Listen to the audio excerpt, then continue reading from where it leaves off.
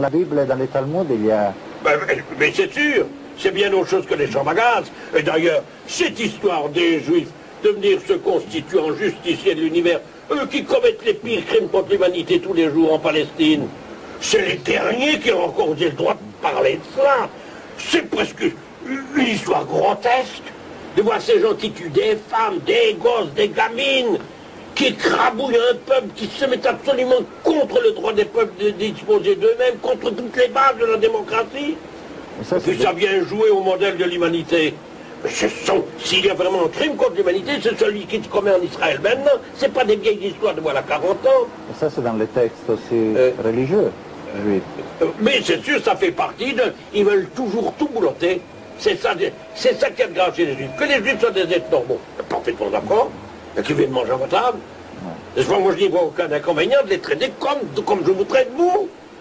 Pourquoi est-ce qu'ils doivent arriver en conquérant tout un homme qui veulent tout posséder, tout diriger?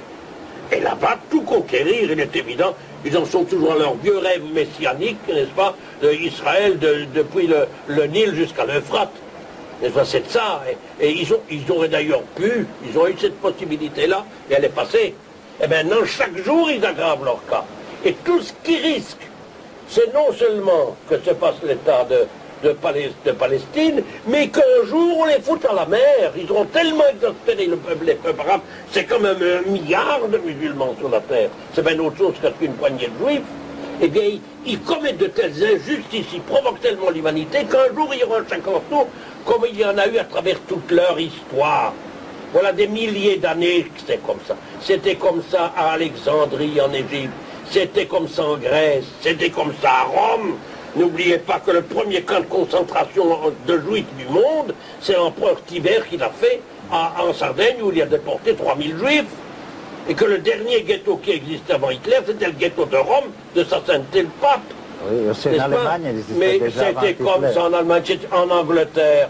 Mais les Juifs ont été expulsés pendant 3 siècles d'Angleterre. Pourquoi? Ils étaient expulsés par Saint-Louis, ici par les rois catholiques.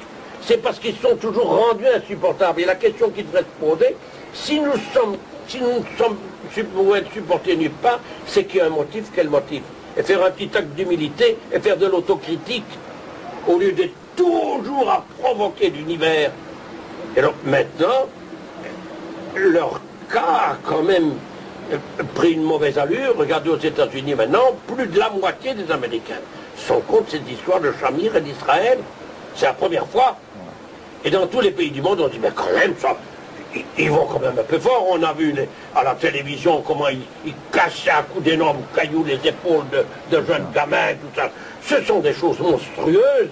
Alors que ces gens-là qui viennent jouer aux arbitres souverains de la morale, c'est ça aussi qui va contre le bon sens. Et ce qui perdra Israël, c'est qu'il n'a pas le bon sens. C'est qu'il n'a pas le sens de l'équilibre.